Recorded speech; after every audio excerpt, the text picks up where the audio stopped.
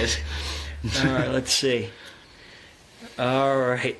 Of course, the guy with the 65,000 followers, the 70,000 followers starts going like crazy. No, this is just the Whiskey Nate one, but you know. Oh, okay. Yeah. No, that's Andy, what's up, neighbor? Andy doesn't live too far away from me. Sky, come here. Over here. Come on. There you go. We've got our third co-host. Oh! She's going to say hi to Jazz a lot. Sit.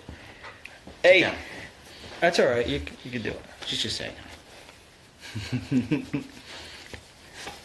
There's a good girl. Yeah. Lay down. All right. So, obviously, some of you guys are going to be here. Some of you guys are not going to be here until maybe within 24 hours while this video is still active on Instagram. I'm Jazz. This is Whiskey Nate. And we got Sky over here. Sky, say hi. Sky, say hi. She bites and licks. That's okay.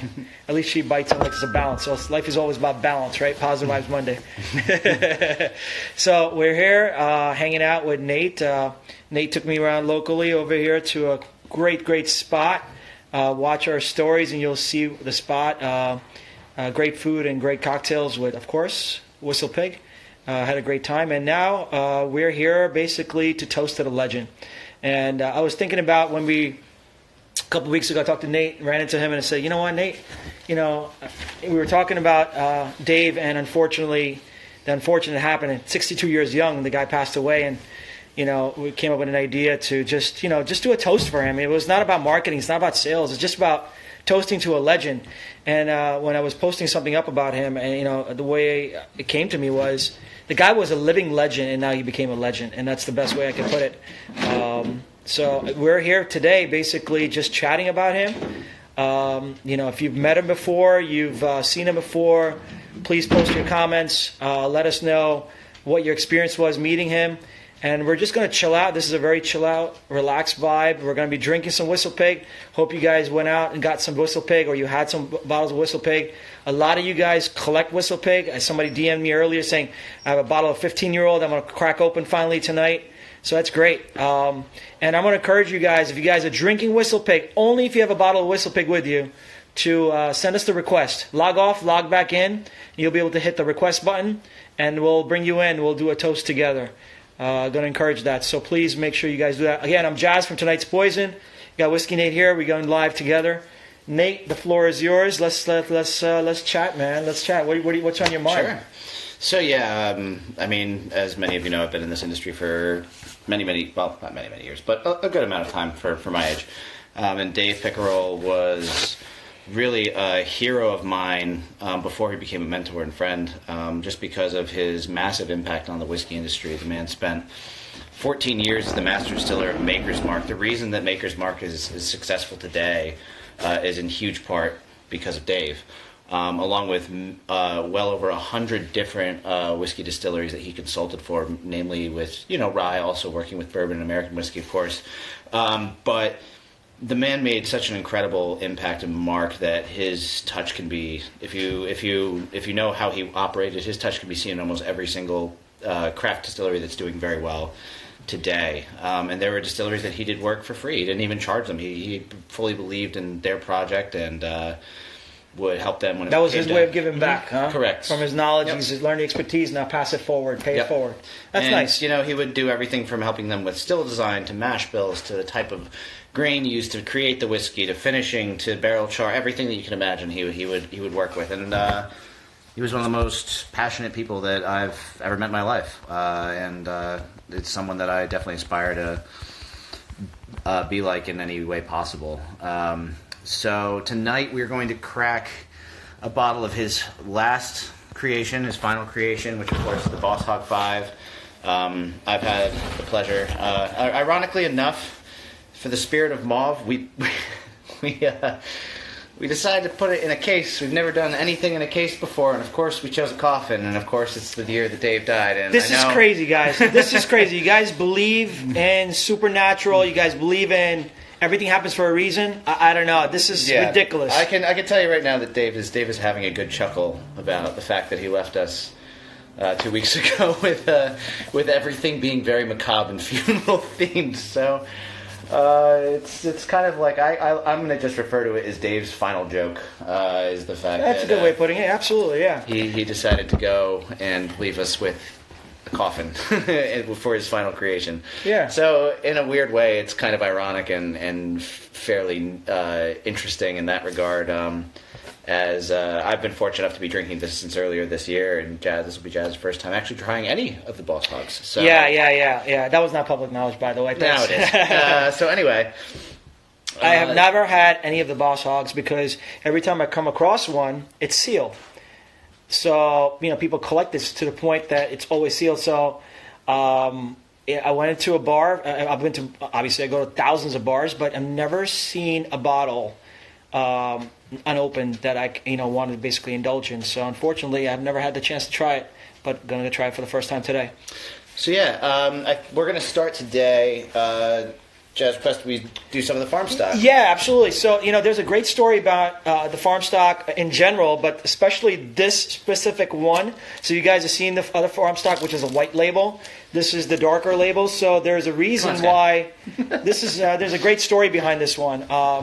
That Nate is. I don't know if you guys know. Nate is actually was involved in creating the recipe for this. There was a competition, right? So talk about that a little bit. So for this farm stock, we did something interesting, which we did what we call crowdsourcing, or what's generally known as crowdsourcing, which is we went and had various people come in and we actually went around the country creating blends for the new farm stock, and then several people came up to the farm to create it. I was one of those people before I worked for the company.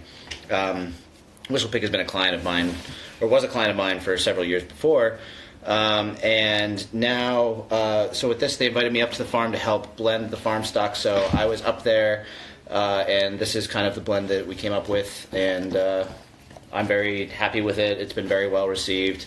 It's been doing very well over the country. I know I've sold out of it in New Jersey multiple times already. Yeah. So it's great to have something that's been in high demand. So we're going to do a little cleansing of the palate, as it were, after dinner of this. What did we have today for dinner, by the way? We have some nice... I had salad, because all I've been eating is steak. No, you had some bacon. Too. You had some bacon. I did have some bacon. I had some chimichurri skirt steaks. So those you guys like skirt steak, let's see some hearts. If you guys like skirt steaks. And he had some salad with grilled chicken. That's an interesting question. That's how he stays in shape, and versus me not in shape. What's the question? Do you like going barefoot in the river? Okay. I mean, I don't like wearing shoes in the river, so yeah, no, I definitely prefer to walk barefoot in the river. You gotta have it in the official WhistlePig glass. Always. There you go. Guys, I hope you guys have some WhistlePig with you there, please. If you don't, that's all right. You'll go out this week after learning more about it and crack open that bottle. But for now, let's toast. Our first toast to Dave. Rest in peace. Wish you the best. You are a great man. Yep. You want to say something else about him? To our first toast with? I've done so many toasts for him already this week. But this is something that Dave would have loved to have tuned in and watched and interacted. I wish we could have had him on with us. I mean, he would have done it and answered all of your questions as well. So. Yeah, right. May he rest in piggy heaven. Cheers. Cheers. This guy's getting jealous. Hey, Sky. Want a little whiskey? There you go. Whistle dog now. She'll go to distilleries with me, and I'll make sure their whiskey's good. She'll actually turn down whiskey she doesn't like. Really? Mm-hmm. That's the secret. She's sniffed and just gone, no, won't. That's a master distiller in works. Listen, man, we're all about quality in this country. What more you could tell us about this whiskey here? So this is a blend of 3 different rye whiskeys, 10-year from Alberta, a 6-year from Indiana, MGP, and also the farm stock, for anyone that's watching that doesn't know, actually incorporates our own whiskey that we are making up in Vermont. So while we do source whiskey from both Canada and Indiana, while we're waiting on our own to age, the farm stock is our new way of introducing slowly our aged whiskey. So last year it was our 1-year whiskey. This year is our 2-year. Next year we'll incorporate our 3-year whiskey, and we're going to continue on every year after that, adding not only another year of age to our whiskey, but also in the grand scheme of things, it seems, add more and more of our own distillate until it's 100% our Vermont triple terroir rye whiskey. So we grow our own grain on the farm. Everything is done on the farm. We use our own well water to cut and to distill with. And then we also are the only company right now that's using Vermont oak to age their whiskey exclusively. So yeah. For those of you guys who like unique styles, right? Obviously, wood makes a huge difference. It's a huge, huge impact on the quality of the whiskey, whether you're from getting Scottish whiskey or Japanese whiskey. You guys heard about Mizunara casks and stuff like that. So if you like something different to impress your friends, Vermont whiskey is basically that. It gives you a little bit different angle on the style of the wood, and it gives you a different taste profile than you're not used to before. And it's good. It's a good thing. It's a good thing. It tastes really, really good. So about Dave, I know a little bit about Dave. I met him. He's very charismatic. He's probably, he was basically, I would say in some ways, you and I could probably have a little bit of personalities like him. Mm-hmm. When we're his age, 62, he unfortunately died at 62, passed away at 62. He's very charismatic, outgoing, funny guy, gets along with everybody. He's got stories. So when I was reading up a little bit more about him, to get a little bit an idea of who he was before he became a whiskey guy, he was basically a chemical engineer. Is that what it is, out of college? Yeah, and he played football in college? Yeah, and he was also a veteran. He was also served in the military. I didn't know that. That's okay. He did.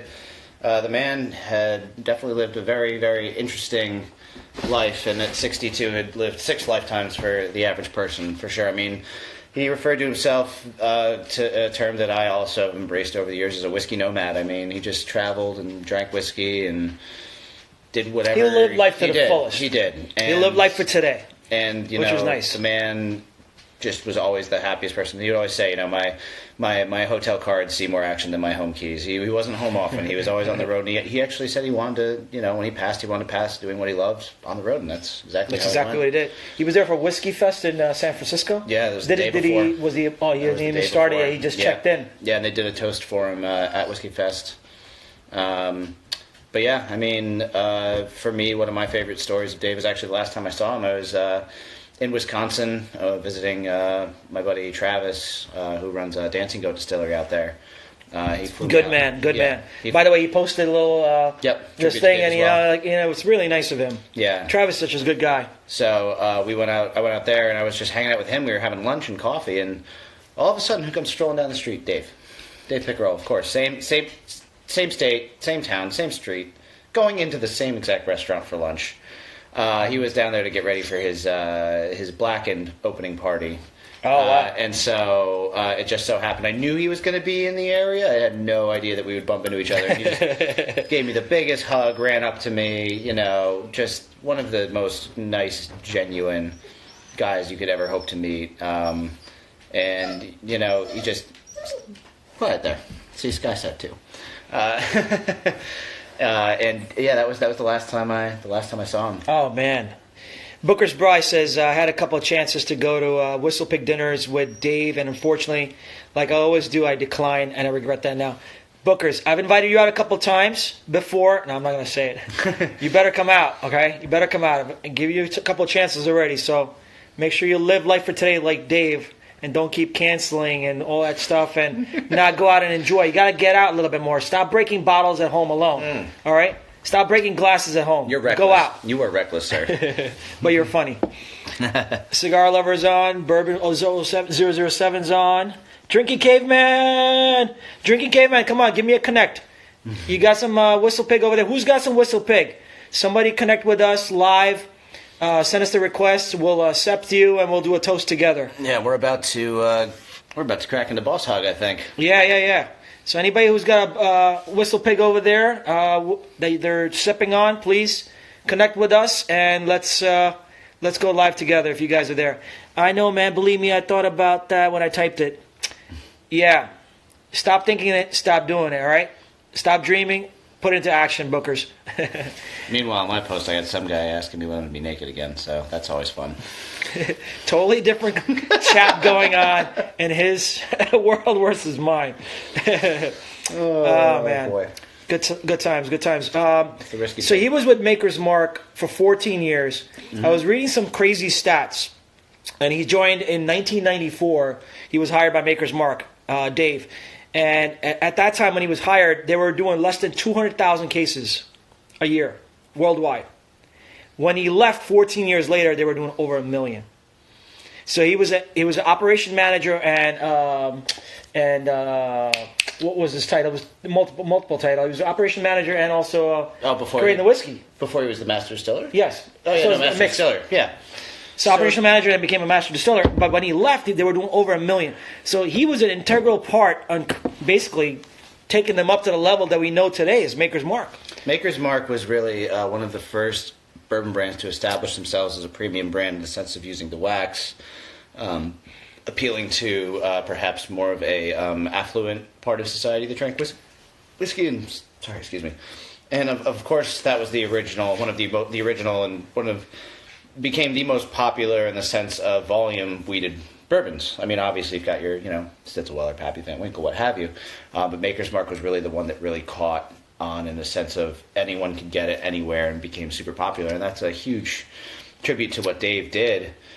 And he still, to the day he died, maintained a very strong relationship with Maker's Mark. That was his real first thing he did, but he just wanted rye whiskey, and they were like, we don't need to do rye, and he was like, well, I do. So what was the reason behind rye? Because of the history, because he was really, I felt like when I read up on him a little bit, it says things like he was really into understanding the history and rye having such a strong history, and he wanted every bar to have some sort of rye.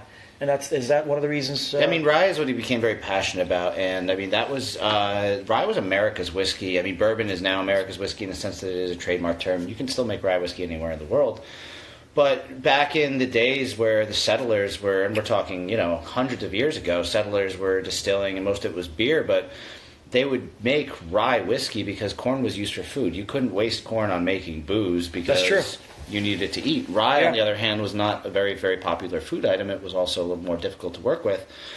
So rye was the grain of choice, especially on the eastern seaboard when people really started getting into distilling. And it was awful tasting stuff, but still. Well, they didn't know how to perfect the science of getting it down to this level, and this is rye, delicious. The first, everything is delicious. I mean, there's no definitive proof, but rye whiskey was the first whiskey ever really distilled in America and the only one for many years. Like I said, corn was strictly used for food. It wasn't really used for creating alcohol because, I mean, sometimes we drink to survive, but most of the time you got to eat. yeah, exactly.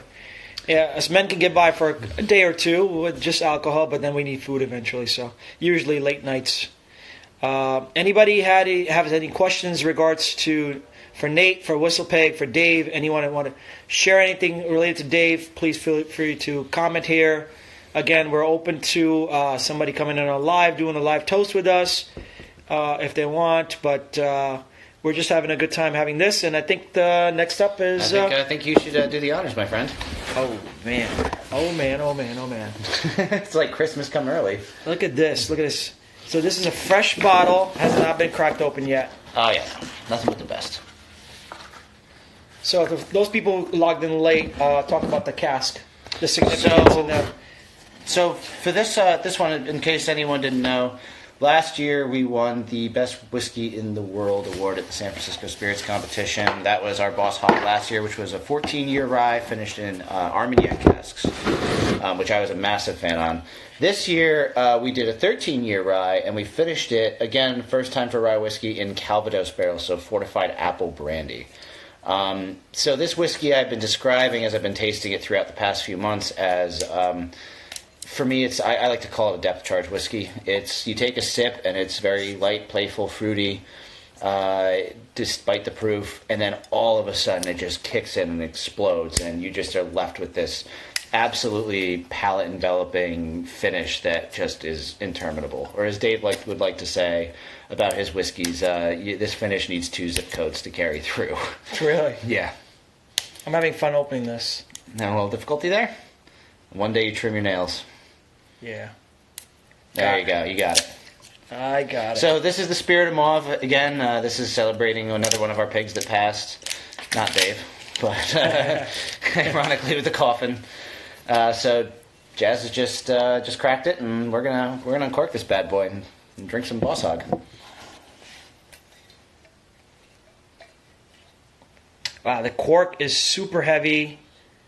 Yeah, so we employ a family called Danforth Pewter, and we basically give them the majority of their business. And they make all of our Boss Hogg stoppers and also our 15-year stopper. Don't be shy. I'll start with that. There you go, brother. Thank you, sir.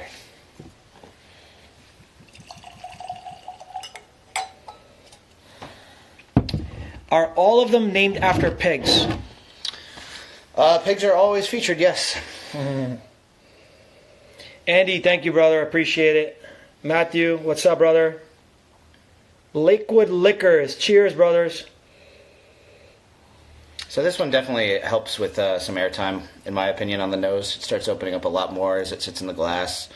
And again, obviously, this is a fresh bottle, so there's been no oxidation introduced. But this is one that just constantly... Within like 60 seconds, already changed. Yeah. One of the things I like about this whiskey, too, that I've discovered is it's ever-evolving. So you can leave a glass of this for an hour, and it just keeps changing and morphing into, like, all these different fantastic notes that the apple brandy cask really lends. And it responds like this one's been sitting in my trunk because I just got back from working down south. Yeah, it needs to so it's a little chilled right now. So a little warmth is definitely going to help it open up a little bit and breathe. Boss Hogg 5, baby. Boss Hogg 5. Love the nose. Mm-hmm. So what do you get out of the nose? Since you're the expert on this. I mean, this one is just a lot of, like, think ripe orchard fruits right off the bat. I mean, you do get the spice, the allspice, nutmeg, cinnamon. But as this opens up, I start to get a beautiful little, like, a sweet, almost maple syrup type note to it. Talk about the maple syrup a little bit. You guys have, obviously, in Vermont, have a farm. And, is this something that we can indulge more on? Or are people going to ask for it and we can't supply it type of thing? Well, what's the story with that? I mean, the syrup is for generally used for bars and restaurants as an ingredient. We just had an amazing cocktail at a place with their WhistlePig maple syrup shipped from there with jalapeno infused, and a cocktail made with WhistlePig 10. It was phenomenal. If you see my Instagram stories, you'll see the picture of the cocktail. I'm Tonight's Poison on Instagram, and whiskey_Nate are over here. So over here. All right. Over here. Come on. Oh, no, I see you. I'm going to have to track a bottle of the Boss Hogg down here in Vegas. Glad I tuned in tonight. Cheers to Dave. Thank you so much. Grateful Whiskey. Much appreciated. Dave is a legend, was a legend, living legend, now a legend.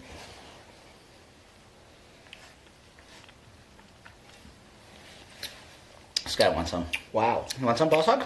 Wow. There you go. Have some for Dave. Good girl.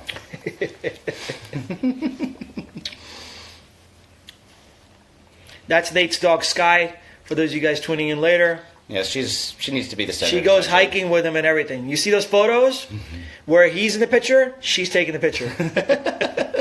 He trains his dogs well. He trains his... I'm not gonna say. You don't want to go down that road. There you go. All right. Not on live. Guys, this is delicious. So describe the taste, please. So taste this. Okay. Sky. I haven't seen Sky in 2 days because I've been working. So she's very clingy right now. So yeah, the nose on this, like I said, it starts off very light on the front of the palate, and all of a sudden it just starts to develop and expand, going into an amazing finish.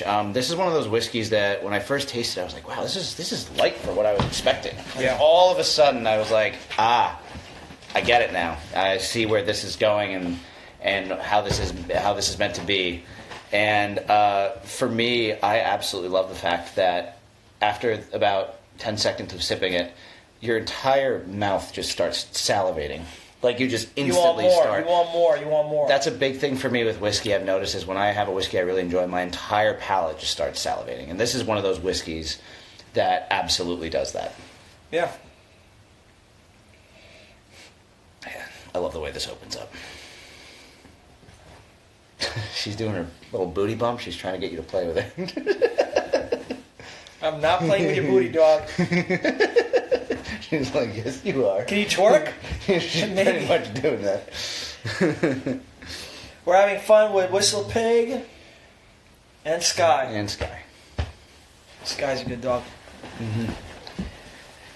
So what's going on? Anybody else has any questions? Anybody met Dave at all?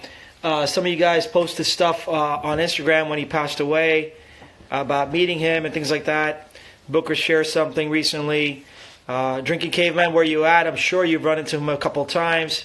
Trooper was supposed to be on, but as always, he got tied up. Guessing the same price as 4. Yeah, the MSRP on this is going to be around $4.99.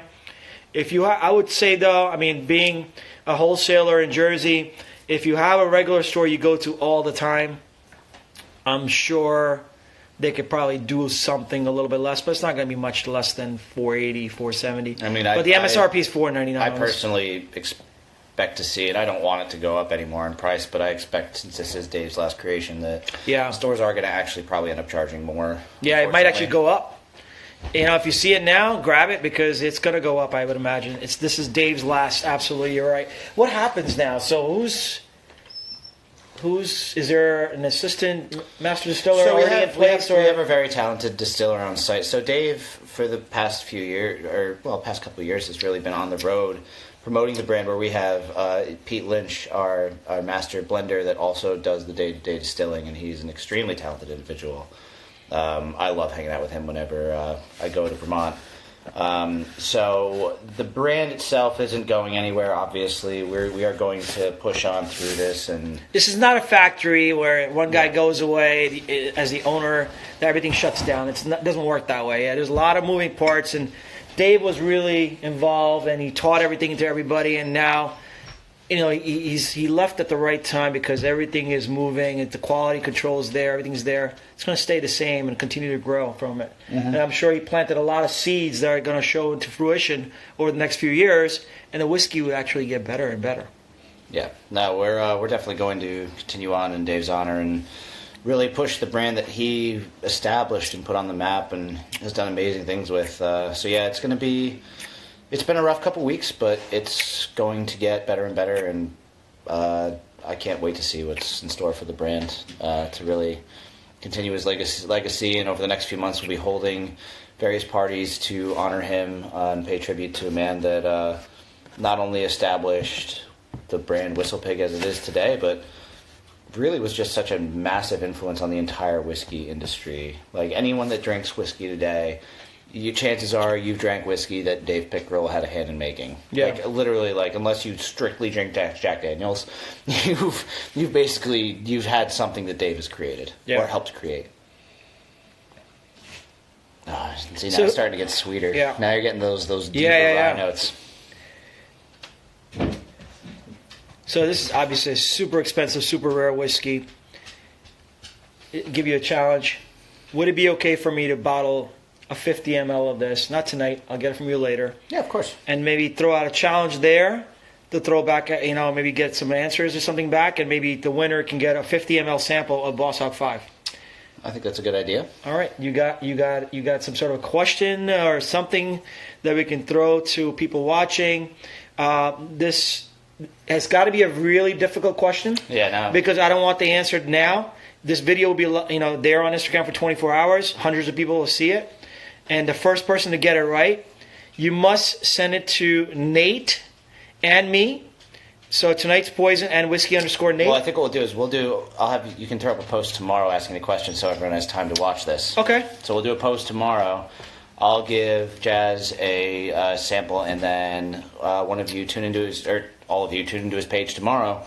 Check out his page. We're going to come up with a little fun contest idea. I'm going to do a question on the stories, probably. Okay. Yeah, I'll do a question on the stories related to this.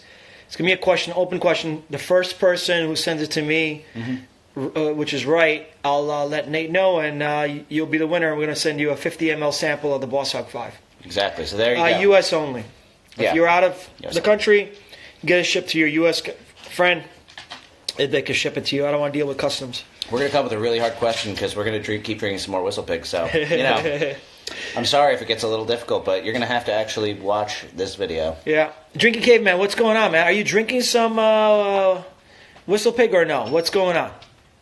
Tell me who's drinking WhistlePig? Comment, please. I know a bunch of you guys DM me. You're going to be cracking this, cracking that. Okay, so right now, Capture 7711. That threw me off because I'm Indian, and the Capture 7711 looks like 7-Eleven.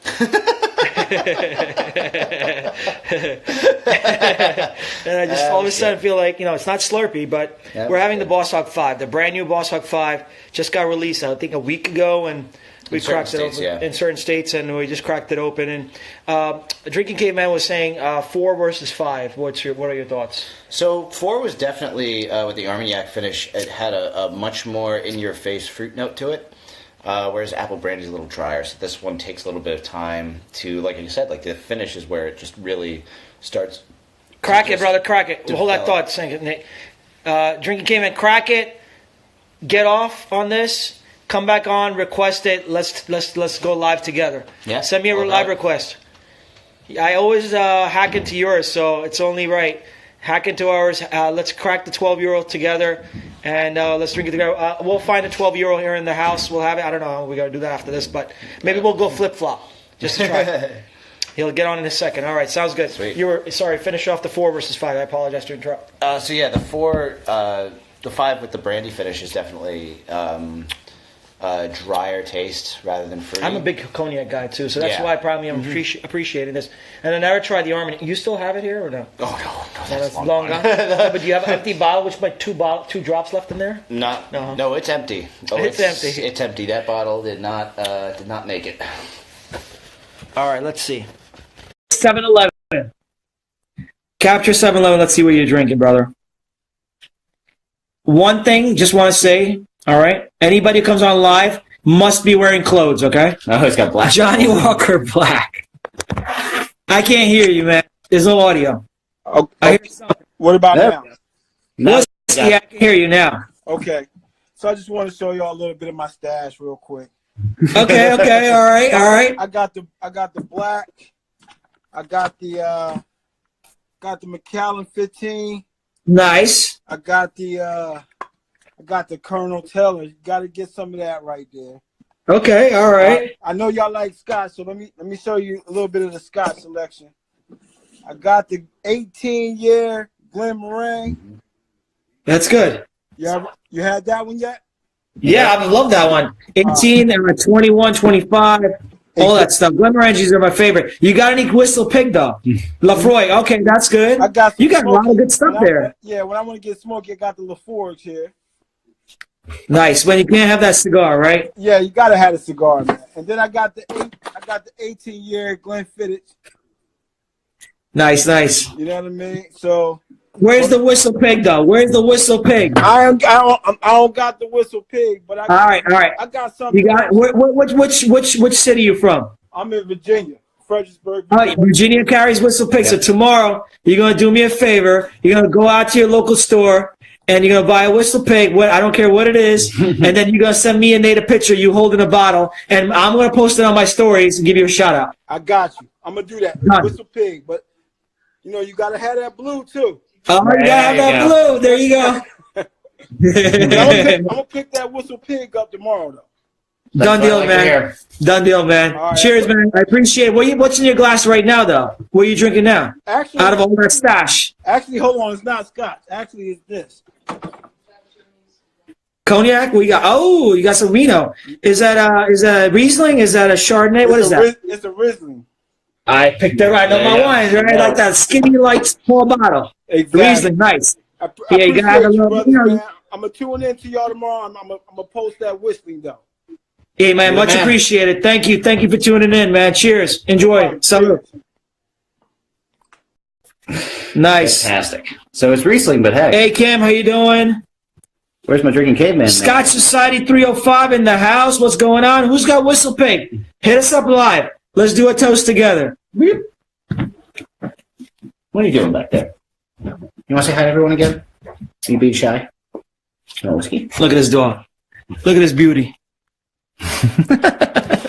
She's like, nah, I just want to kiss you. She just wants to play. Yeah, you just want to play, huh? Wait, how does a dog filter work on a dog? Let's see. Will it work? I don't know. It works on me. There you go. There's 2 dogs now. How do you like that? Hey, look.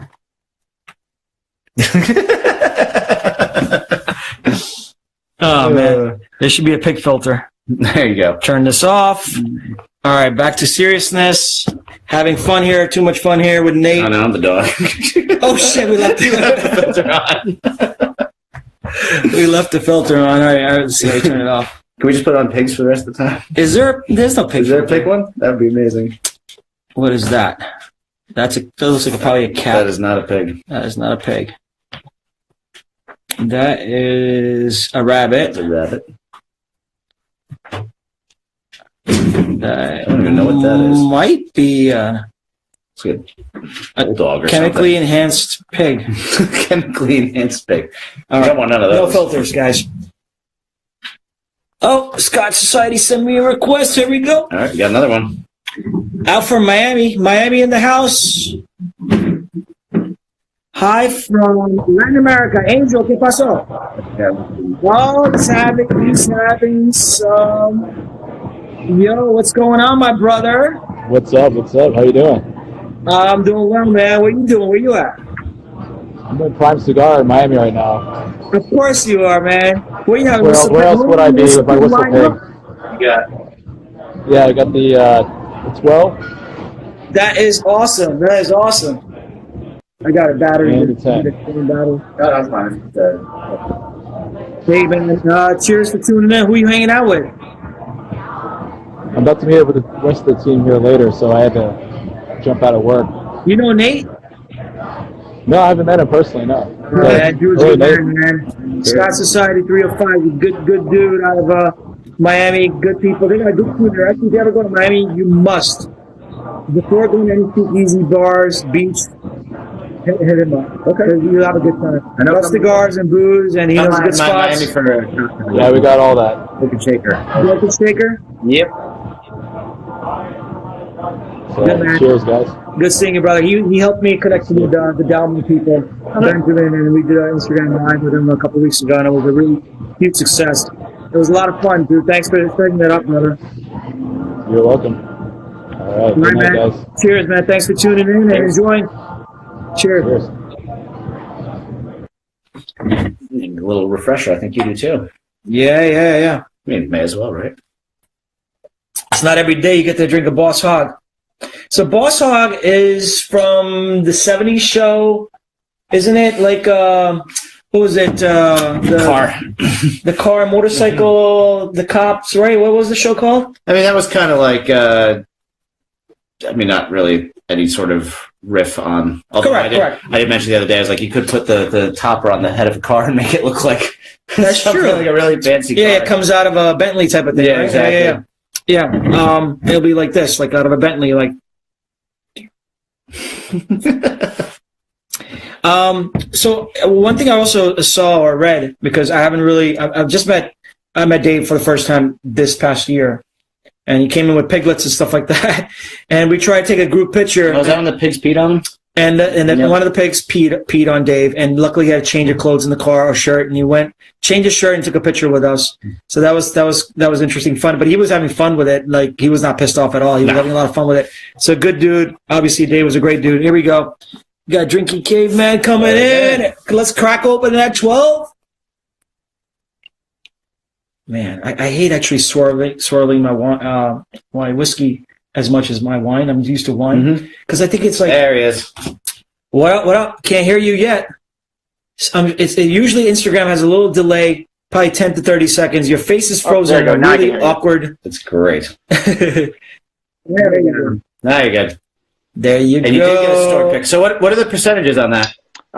We got 52 Madeira, 40 Sauternes, and 8 ports. Yep, I'm all about that. As much Sauternes as you can get. Love it. So, first crack. Hey. There's a professional right there. Nice. There we Cheers, go. boys. Nice glass, too. Cheers. Cheers. Good day, Cheers. Salute.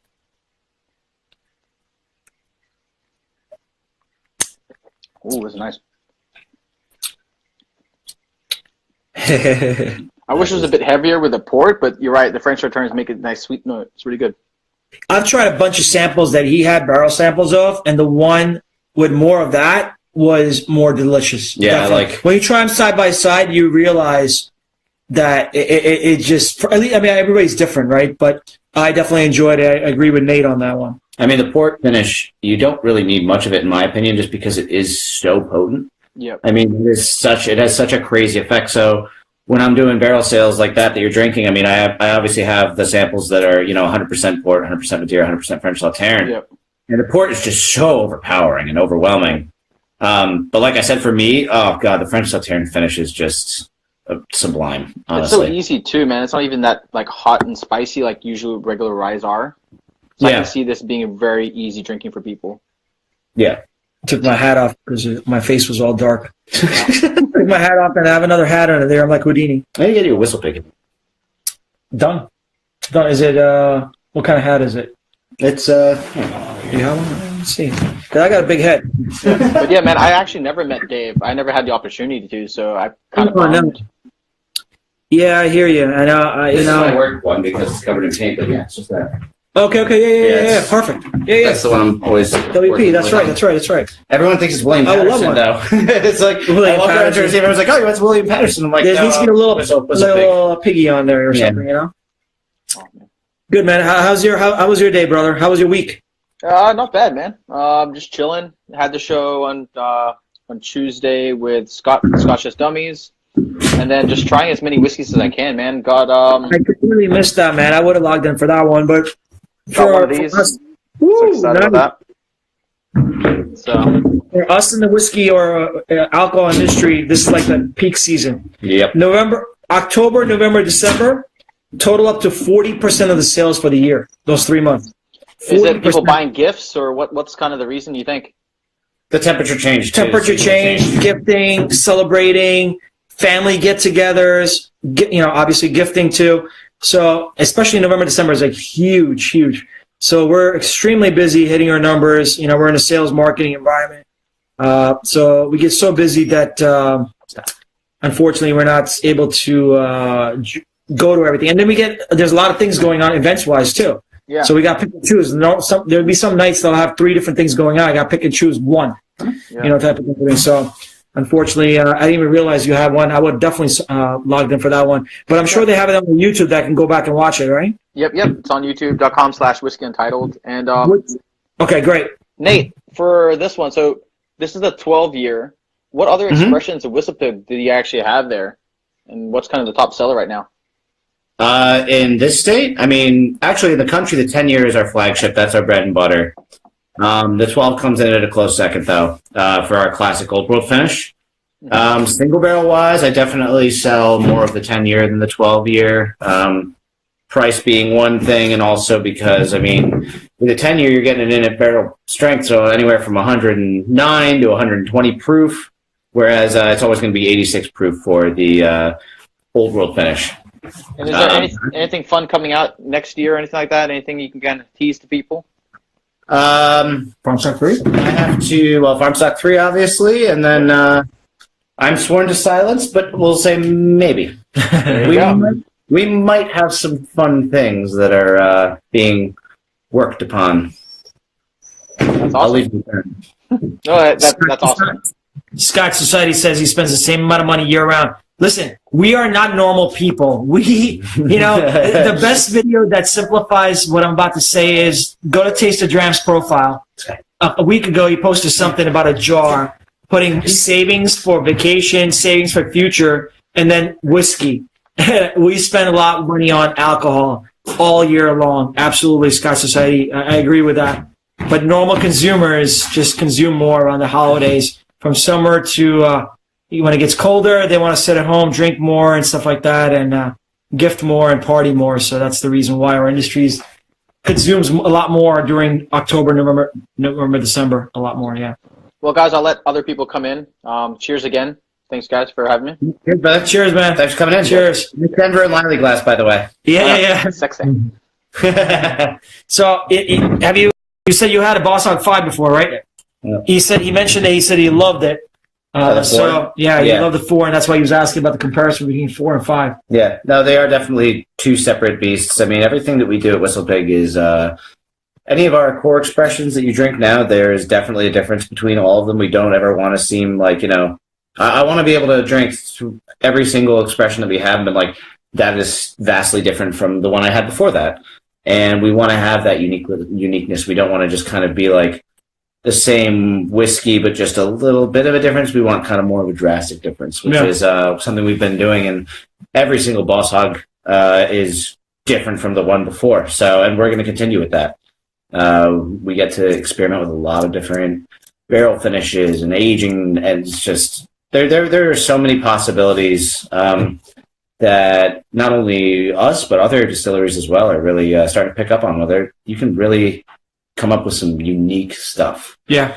I mean, if you just look at, like, say, Corsair. I mean... Yeah. I visited Corsair. I think it was Dave. I think it was Dave that told me a year ago.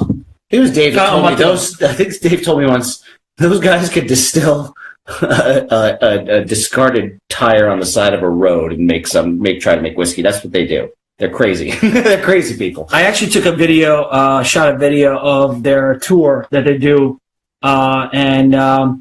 just a crazy time of the year. I haven't put it up on YouTube yet, but I will be in the next, hopefully before the year is over. So I'll put a link up on that. And then it's when you go to the distillery, you'll be surprised. It's like really nothing. Before that, prior to where they're at now, they were even smaller than that. And the juice they create is just incredible. And award winning, it's just incredible. I had a question on Boss Hogg. Like, with this concept of Boss Hogg, what was it? How does it start and where it came about? Well, I mean, the concept is, we've always been a premium to super premium. We got a farm stock lover. Which one, number 1 or number 2, bourbon and baseball? It's number 2. So when it comes to Boss Hogg, I mean, we always have our premium to super premium rye whiskeys, and then we really want something that was that extra step, the really, really, as I like to say, it's the good shit. You want something that's not your everyday, something that's very special. Dave was about that too, right? Yeah, exactly. Dave was about, there's enough quality here. You can have premium quality stuff. Pay attention to it the right way. There was a lot of shitty distilleries out there creating poison, basically, and he crafted it to make quality juice. And why not create something, extra Asian, extra premium? What the thing is with this too is, I mean, as anyone that's familiar with the industry or doing barrel picks, there's what are known as honey barrels, and honey barrel is a barrel where a distiller or blender goes into the warehouse and literally draws from a barrel and tastes it and just goes, oh my God, that's some of the best stuff I've ever had. That is special. So what we do at WhistlePig is we have our sourced whiskey, and we obviously check on every single barrel.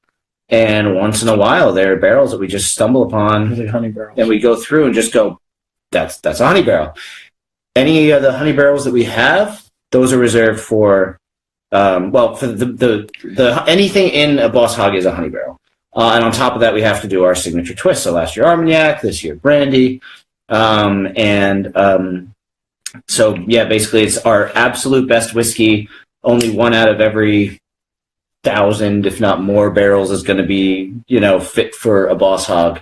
And then we have we constantly have experiments running with so many different types of finishes that you can, like Calvados. No one expected Calvados, and we did Calvados.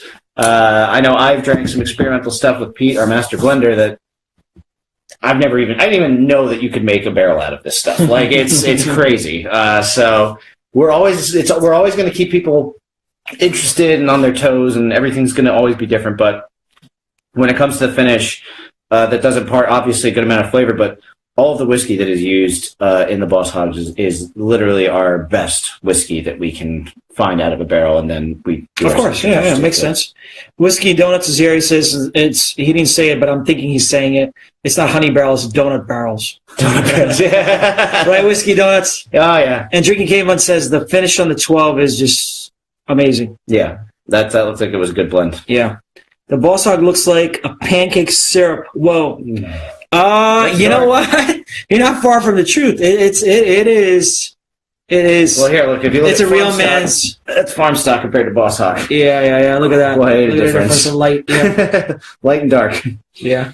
Whiskey Donuts is smiling. That was for you, brother.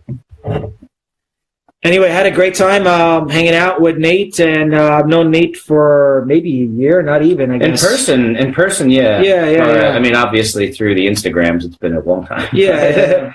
But, I didn't realize, it's funny, I met you for the first time in April, I want to say, right? Yeah, it was when I first started with WhistlePig. In Atlantic City, and you were... that was in Hudson, then. Yes. That's right. So it's funny, like, I saw you post something about AC, and I'm like, this dude's an AC. I didn't realize at all that you lived in New Jersey. Oh, really? I had no idea you were in New Jersey. And when I saw it, because I appreciate art, and I have a thing for photography. I'm not good at it at all. Hey, at all. You have been making some very good stuff. Phone stuff. But I used to follow you as a fan, and I appreciate Scotch. Trooper also for the same reason. He has an artistic way about it. When you look at a picture and tells a story, it's amazing. When you throw a freaking bottle in the air and you capture it perfectly and it comes out so good, it's amazing. So I always appreciate him. And it was nice to see that you live in New Jersey and I met you for the first time. That was kind of cool, man. I had a little bit of a moment as far as meeting him for the first time in April. And here we are drinking together. Now we kind of work together. He's one of my supplier partners in New Jersey. I'm a distributor. And now I basically wholesale his brand in New Jersey, which is kind of nice to see. Now I kick in his cubicle door and yell at him whenever I need things. Yeah. We have whatever we're having. Yeah, we have whatever I have in my office area. Or I just tell him to yell at his employees. Yeah. He wants to, Drinking Caveman wants to do an event in Portland, Oregon. They don't have any whiskey events in Portland? I feel like they would. They just don't get enough love. I know he was telling me earlier that some of the can't ship shit bars. there. He has so much difficulty. So the real question is, why is his shirt still on? What's up with you guys, man? Guys, I'm gonna stop working out and just eating like shit. I think. No more hiking. I don't know. He's referring to me. He's on my Instagram. Because I heart rye, man, or I pig rye. But anyway, guys, thanks for tuning in. I appreciate it, man. Thank you. I appreciate you guys tuning in. I think we're about 5 minutes out before the Instagram cuts off with a 1 hour limit. I appreciate Nate's time and cracking open this amazing bottle. My first Whiskey Piggy Heaven dram. I've never had the Boss Hogs ever, and I had this. It's worth every penny. It's worth $500. I hate to say this, but I am going to say it because I feel it. So when I feel it, I say it. This is far, far more worth spending the $500 than buying Pappy Van Winkle. I know it's rye. I get it, but, it's still 13 years. I don't care. You can compare this to a 20-year. I'd rather drink this. People spending $800, $600, $1,000, $1,200 on Pappy. I'd rather have that. When you taste this and just the finish on it and the way it just captures your mouth, your mouth salivates. This is amazing. So I dare you guys to go out and buy or try if you see it in the bars, 3, 4, 5, whatever you can find. And again, try for yourself. One of you will be getting to try it when we figure out what question we're going to ask you tomorrow on Jazz's account. So yeah, you will get someone that's watching this will get to experience it. A 50 ml of this, or actually, you know what? It's going to be a 50 ml, and I'm going to throw in one of these WhistlePig glasses too. Nice. So a 50 ml of Boss Hogg 5 and a WhistlePig glass for the person who watches my stories tomorrow and looks for the question and answer correctly first. All right? So we're going to have that. Bourbon and Baseball, thanks for tuning in. Scotch Girl, hi, how you doing? What's going on? Also from Miami, send me the glass, Scotch Society. You got it, brother. I hope everything is good. Anything else to close off? Anything else about Dave? Let's finish off with Dave for the 2 minutes that we have left. I mean, like I said, Dave was such a huge part of this industry, and it was kind of, it was really amazing the amount of love shown from the community at his passing. Even though I didn't know Dave near as well as many of the others, even though I followed his work and was a fanboy of his, and looked up to him as a influence in my life in the whiskey world, and as someone to aspire to be like. His passing was just so felt throughout the community, and the amount of outreach that not only, obviously, our entire brand, our entire team, the outpouring of love was really amazing, and it showed the impact that Dave had, and for me, it was very inspiring. It was like, if I'm gonna go one day, which will probably be falling off a cliff. Let's be real. For you, yeah, for him for sure. It'll be in the woods somewhere. Yeah. Holding a whiskey glass or a bottle. Yeah, whatever that bottle is, I hope it auctions for a lot of money. And hopefully your fall breaks the fall. For the bottle breaking. It'll be fine. But it was really amazing to see that response from the community and a lot of the people that have tuned in. And we talk about Whiskey Fabric and whiskey community all the time. And it's great. It's a really giving community because I think we get it. Yep. Whiskey is all about sharing with your friends and loved ones and creating new friends by it. And that's what Instagram has been, for me at least. I know for a lot of you guys watching that we've been actually I made a lot of new friends because of it, because we're all about sharing and caring and having stories. And that's the beauty about it. Yep. And I think that's what Dave would want, is obviously the sharing the community and experience, and I hope in my own small part that I can continue to help his legacy on. And I know the whiskey world as it is will never be the same because of him. I mean, the man that it would be a totally different landscape if he had never been the man that he was. Yeah. So thank you guys for tuning in. It was awesome to get to crack this with Jazz. Again, this will be popping up all over the country. And if you do want to try a taste of Dave's last and final creation, it's really something special. And he went on a very, very good high note. I'll put it that way. Yeah.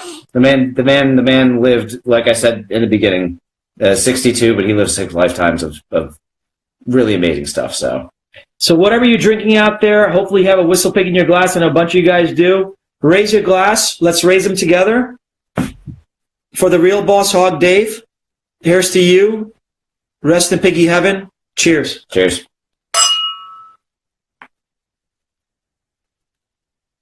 Signing off, guys. Thank you for tuning in. Much appreciated. Take a look at my stories tomorrow. We're going to be giving out a 50 ml sample of Boss Hog 5. Cheers. Bye. Thank you, guys.